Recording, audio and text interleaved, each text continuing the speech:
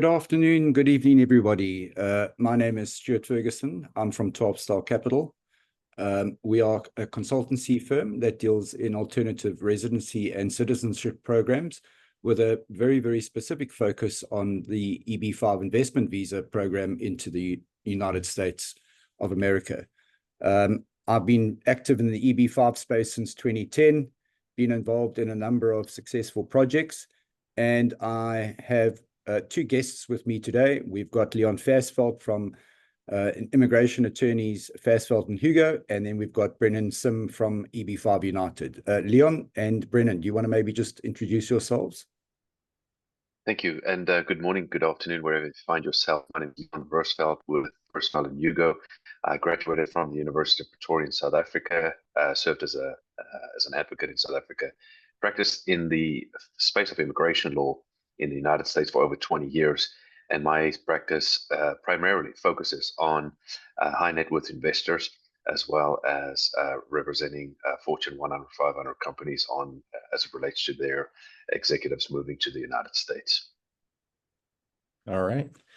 And thanks for the intro, Stuart. I'm Brennan Sim with EB-5 United. In the last 12 years, I've been working in the EB-5 program. At EB-5 United, we've raised about $1.1 billion through the program over a series of very successful projects throughout the years. And we're excited to go ahead and dive on into our current offering.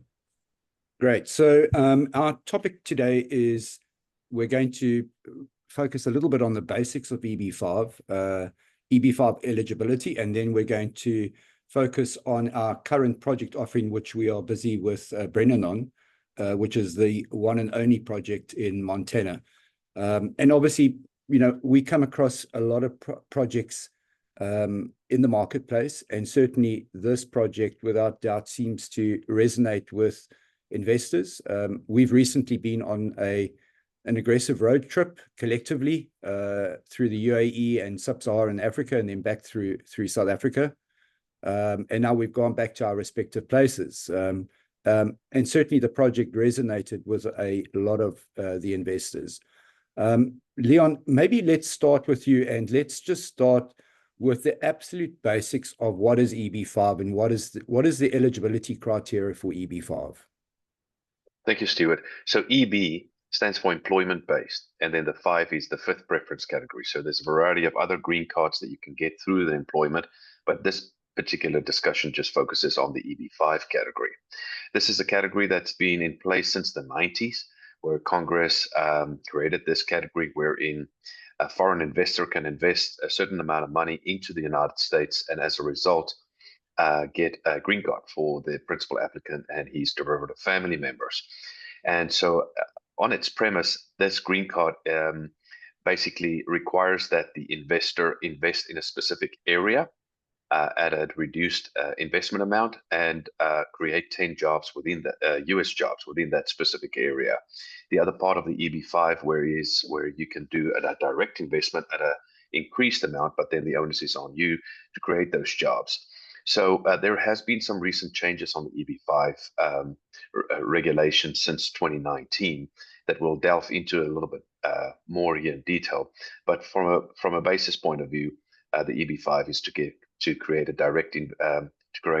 to create a green card for someone who's interested in coming to the United States through investment. Great. And Brennan, we recently had the Reform and Integrity Act come into play. And that was a full overhaul of the entire EB-5 program. And it also had some very unique changes to it.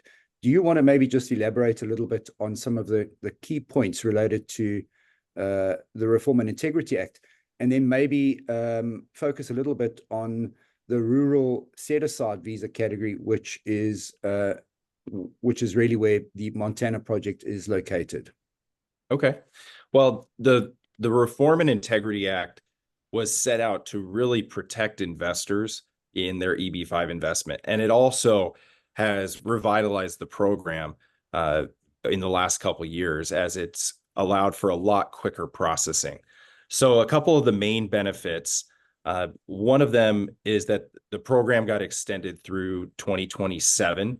and they added what is called a grandfathering through 2026. So if you make an application in EB-5, the USCIS has to adjudicate your petition if you make that investment before the end of 2026, which is a great thing for investors, because when you invest in EB-5, it's the one category that you know you're going to get a green card if your source of funds is approved and you invest in an approved project.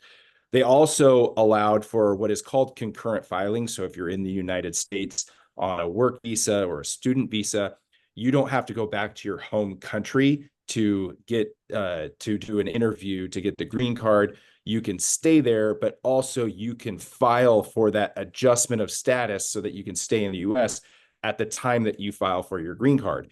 And because you do that, you can get a work authorization and a travel permit mostly within about 3 to 6 months after filing for your green card. So you're living in the US with the similar benefits of a green card holder while you're waiting for the green card. And then the last thing that it did is it allowed set aside visas for people from China and India that had a backlog in their categories, but in the rural projects, it allowed what is called priority processing, which has been a huge benefit for investors.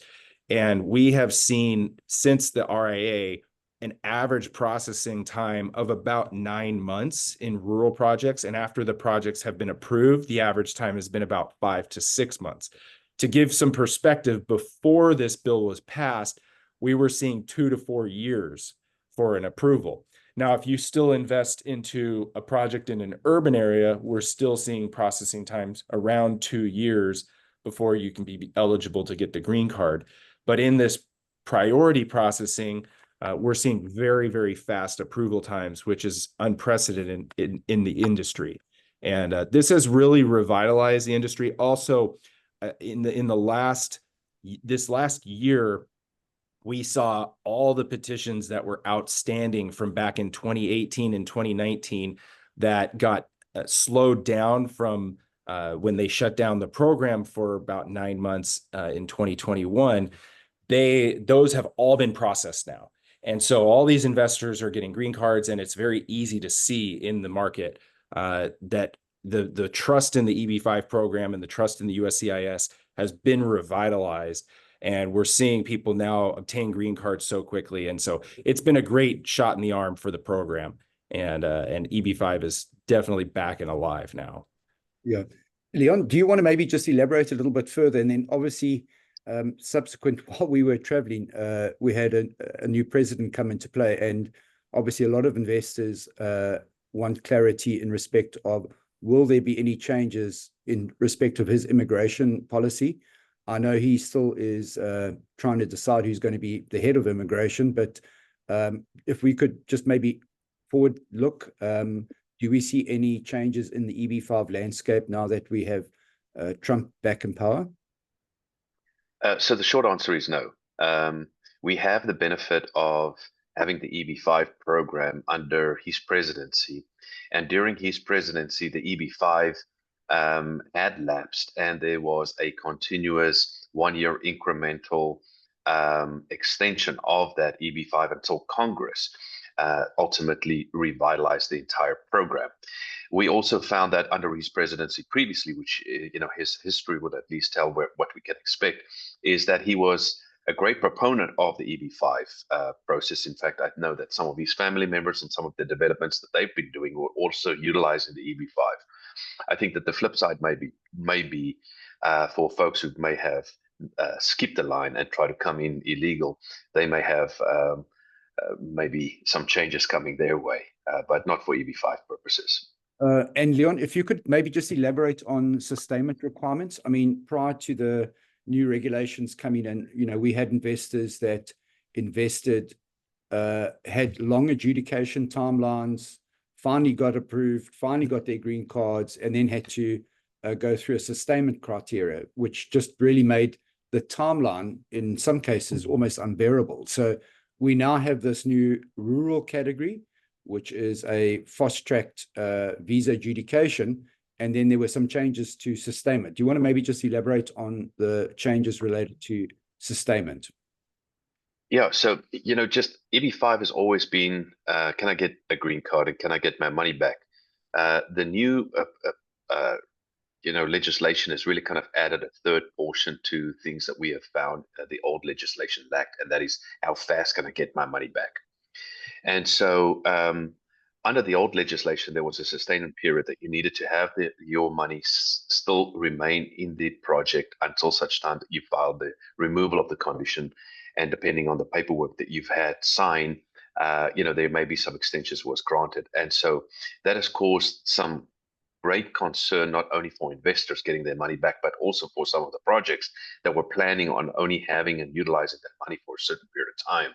And that's why a lot of projects actually moved away from the Chinese nationals in their projects because of how long they had to keep that money for a sustainment period. The new legislation, which is great, is if you now invest under the new legislation, the sustainment period is 2 years.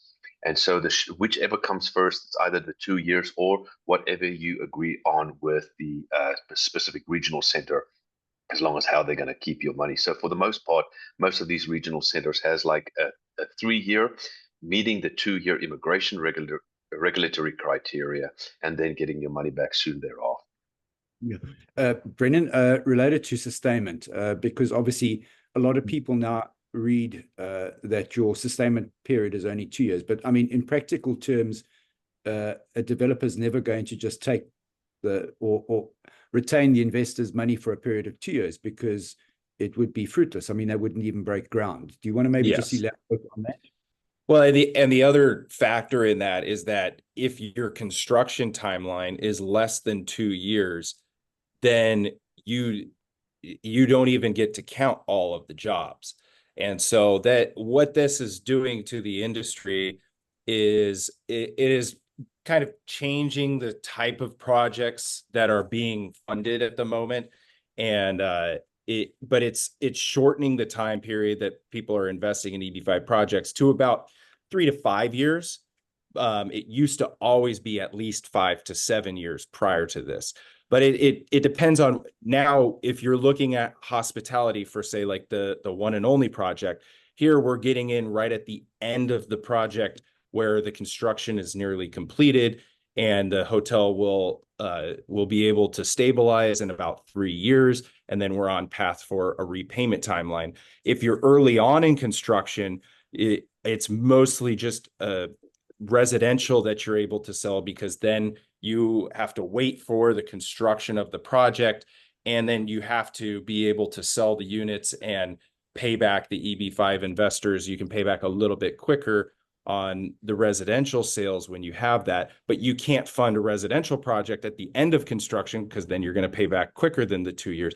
And so it just changes kind of the timeline of when you can invest into a project and what type of product you can invest into.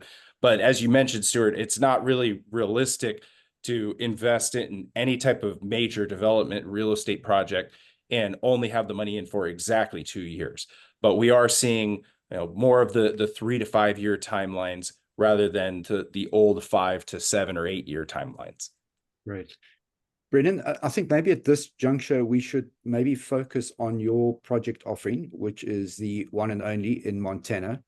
As I mentioned, we come across a lot of projects, and certainly when this one came across my desk, it resonated with me for a number of reasons. But perhaps you should just unpack a little bit about the basics of the One&Only project in Montana, and maybe focus a little bit on the sponsor equity and their track record in respect of the repayment of EB-5 capital. Okay. Do you mind if I pull up the presentation here? Okay. So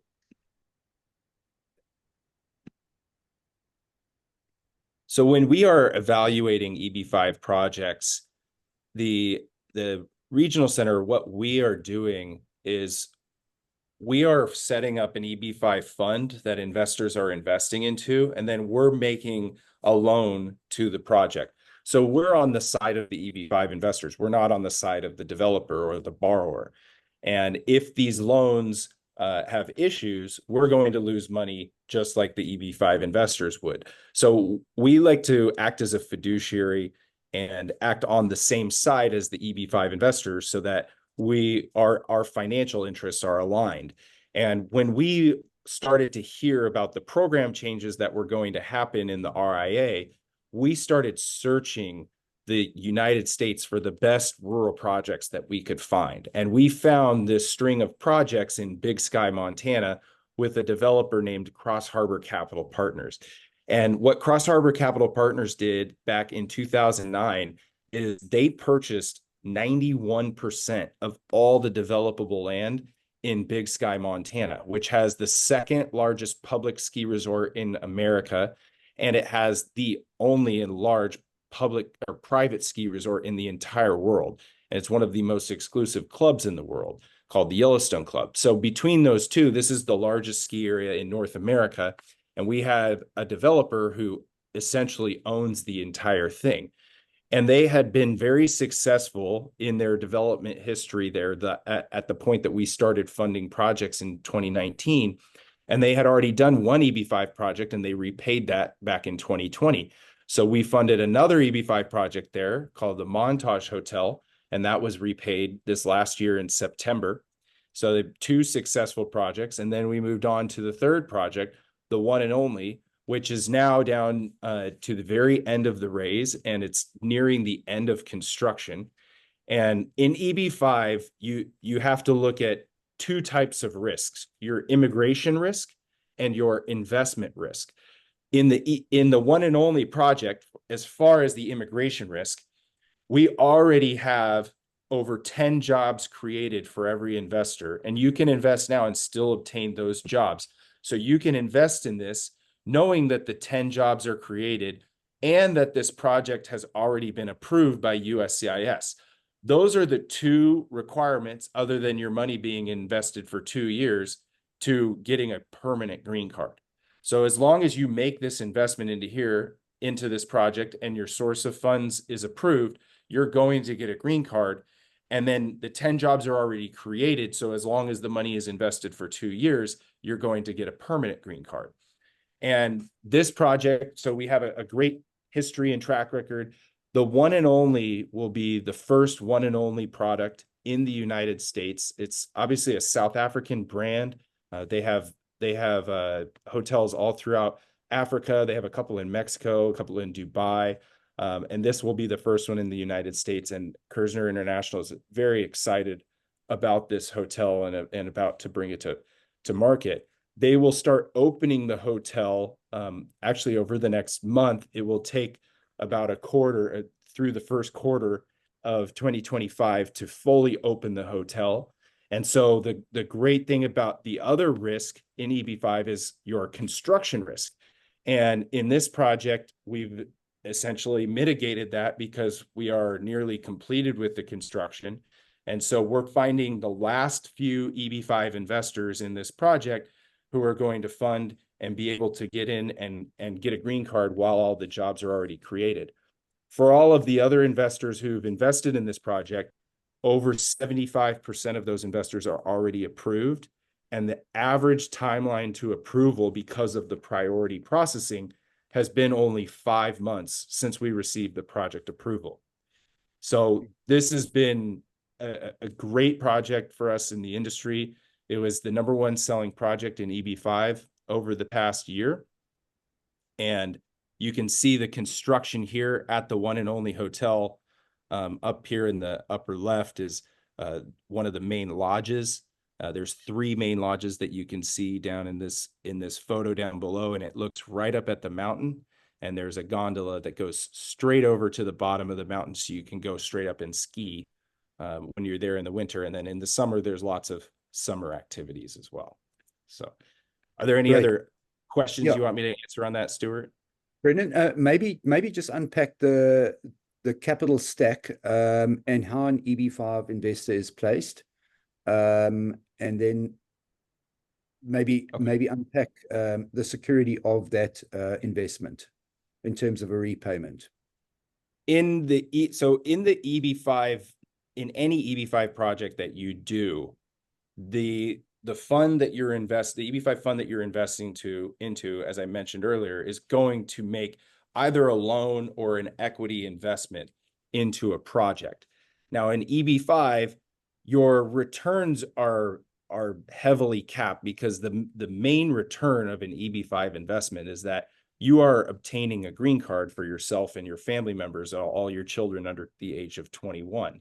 And so that's a huge benefit.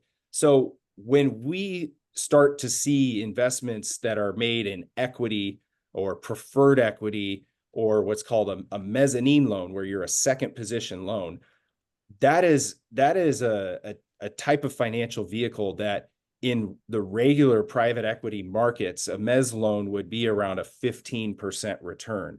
And a private equity investment, you would expect to yield 20 to 40% return on your investment. And so those are highly volatile and very risky investments. And in EB-5, you're probably going to see a 1 to 3% return, maybe, on some of those, usually less than 1% return, even when taking that amount of risk on an EB-5 project. And so it's very difficult for us to sell that much risk for that little return. And what we decided to do in the EB-5 industry we revolutionized the industry by starting to do what's called first position lending. And so we took the place of the senior lender, or of the bank.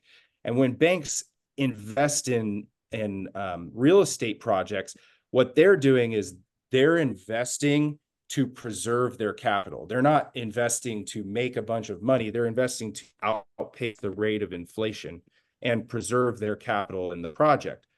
And so what we've been able to do over the past decade is start utilizing first position lending in the EB-5 industry. And because of that, we have been able to take over the EB-5 industry. We just saw the statistics last month in September. Of all of the rural projects in the EB-5 market, our top 11 competitors had filed 436 petitions since the RIA, and we ourselves had filed 537 petitions. So 100 more than all the top 11 competitors combined. And that's because we've been able to structure these projects in a very safe way. So in the One&Only project, I'm pulling up right here, the capital stack, you can see that we are lending $195 million in the first position on this project, and the remaining $105 million is coming in as equity from the developer. So this is cash equity from the developer, which is backed by a fund that has about $650 million. If the developer was to default on the EB-5 loan, then what would happen is the EB-5 fund would take over the project on behalf of the EB-5 investors, similar to a bank taking your home from you if you don't pay your mortgage. And as long as the project, if we can sell it for 65% of what it was built for, that means we recover all of the money for the EB-5 investors. It also means that the project would have to be worth $0 for you to lose all of your money in this project. And it means that the developer would have to lose their entire equity investment before you lose $1 as an EB-5 investor. And by utilizing this structure, we've been able to create a lot of safety and a lot of demand for this product. And right now we're just funding the last few $1 million in the deal. Yeah, Brendan, I mean, I think that is probably one of the things that differentiates this rural opportunity to the others that I've seen in the marketplace, is that that the investors are in a preference position. So often we see projects that have extended timelines with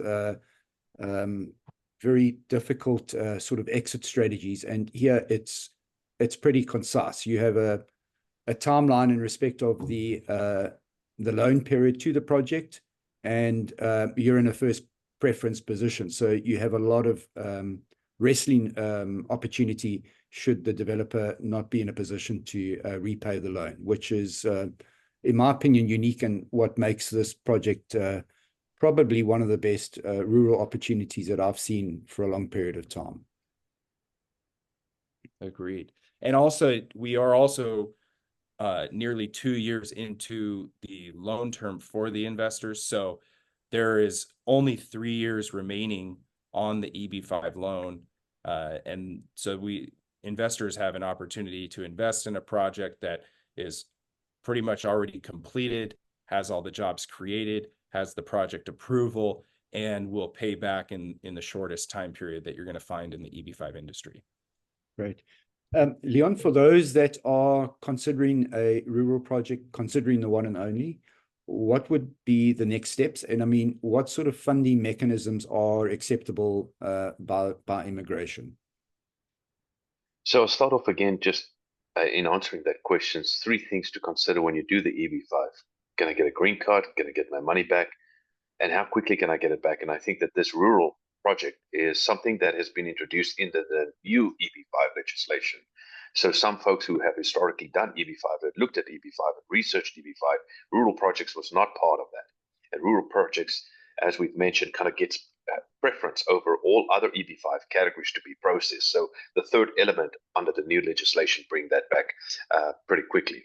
As far as source of funds is concerned, there's also new legislation, new case law that has come out that talked a little bit about the loaning and borrowing of money. And so there has been historically situations under which if you want to go borrow money or leverage some of your assets for an EB-5 project, that you need to show also that the assets that you're leveraging is liquid enough or at least has equity in it in order to determine whether or not it's payable. The case law basically have come down to say that is a relationship between you and the borrower, and there is nothing to do with immigration to get involved in that. And so borrowing money against and leveraging against some of your assets has been a preferred option as far as that's concerned. Gifting money to a family friend has also been one of those options that we've been able to utilize as far as source of funds is concerned. There's various different ways of how people source their money on how they fund these projects, and it's really just kind of starts with a narrative of where we're going to start with regards to invest using the money to invest here to kind of dial down to what the source of funds is going to be. One last thing is I would say that there's also just new case law that came out maybe a week or 2 ago, where immigration has sent out a lot of RFEs and also had some issues with regards to the path of the funds and how particular they have become as far as that's concerned. So new case laws also come out to also diminish that kind of scrutiny by immigration. Remember, the level of scrutiny that they need to apply on these cases is a preponderance of the evidence, which means that it is more likely than not. And sometimes we find that some of the immigration officers historically has apply a higher standard of scrutiny, which is clear and convincing or beyond reasonable doubt, something something that you find typically in criminal law. So I'm glad to see that that these issues has been tested at court and that the courts is aligning as far as making these programs streamlined and how expeditiously these things are being processed now under the new legislation. Right. Leon, I've been monitoring all the Q&A that's been coming through, and we've answered most of them, but this one we haven't. So how can an investor ensure that they stay compliant with US residency requirements after receiving their green card? So it's a very good question. We get that all the time. So what is important is that you navigate through the entire process in order to get the initial conditional green card.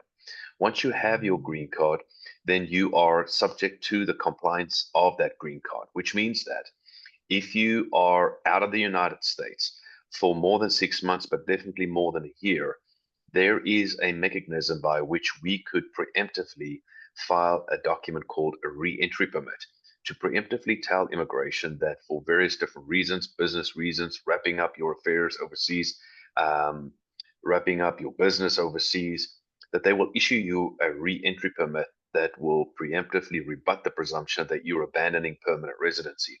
So a combination of the re-entry permit, your 2-year green card, and your passport is what you will then utilize should you then travel back after a year or beyond the statutory time frame where there's a rebuttable presumption that you may have abandoned permanent residency.